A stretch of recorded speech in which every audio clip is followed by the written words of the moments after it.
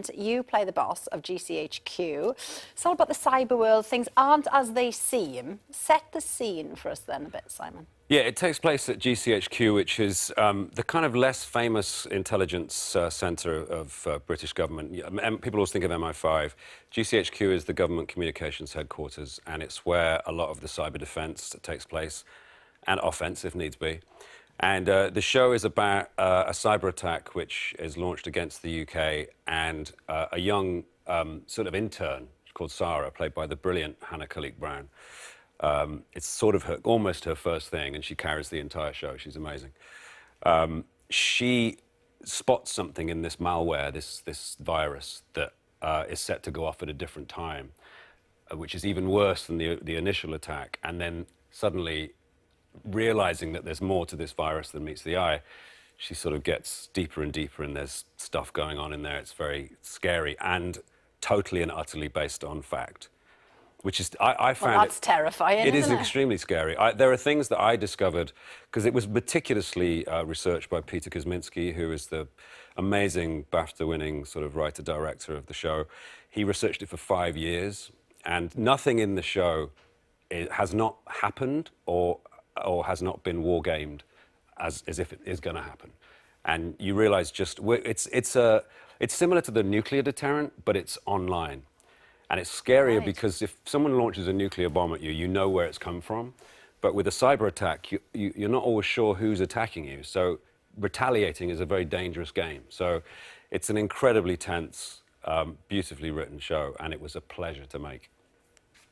Gosh. I've scared everybody. Everyone is changing their passwords at home like this. Yeah, the whole thing that, you know, nothing's not happened before.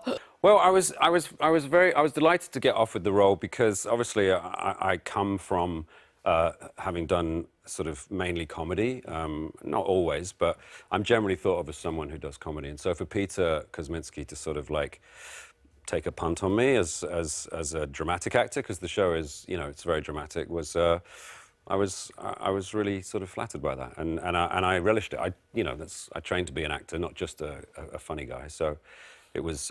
If you are expecting me to make a joke in the show, you'll be very disappointed.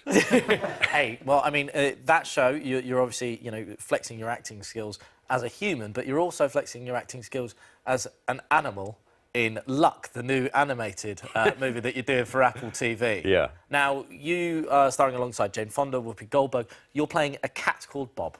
I am, because you have to put everything, every element of your performance goes into your voice. This was done during COVID, so I was able to work from home. They came and they set the studio at my house, which meant that I could go to work without wearing any trousers. Oh, which, great. Perfect. Beforehand, I'd always get into trouble for, but in this, because I was at my house, it was absolutely fine. So, yeah, it's a really fun movie. Yeah, Whoopi and Jane Fonda, and it's a great cast and completely daft. Yeah. It's very sweet, but the cat, Bob, we saw there, has got a Scottish accent. He now, has. what did your wife, being Scottish, make of this Scottish accent? Did it pass the test? I'm always sort of kept in check by my Scottish family. Half of my family is Scottish, because, as you say, my wife's Scottish. They're always very forgiving, do you know what I mean? They're always really helpful, and they teach me things that I can't really say in films. Like there's words that they want me to say and include that wouldn't be suitable for children. But I think they approve generally of the accent.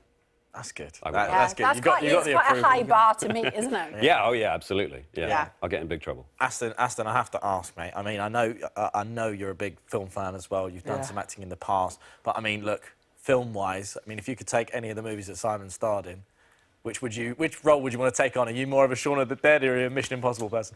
I mean, the action of Mission Impossible is really appealing, but Shaun of the Dead is definitely one of my favourite. It's so funny. Oh, thanks. Like, ridiculously funny. Great comedy, is it? Yeah, I just feel like that, that must have just been so much fun to film. Like, that must have been ridiculously good, right?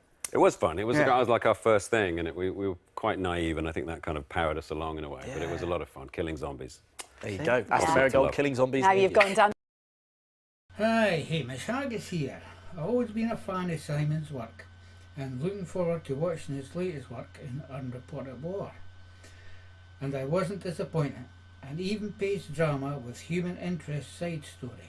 Mostly known for his comedy acting, this is a serious role which he had no trouble with. The storyline is based in fact featuring cyber attack scenarios.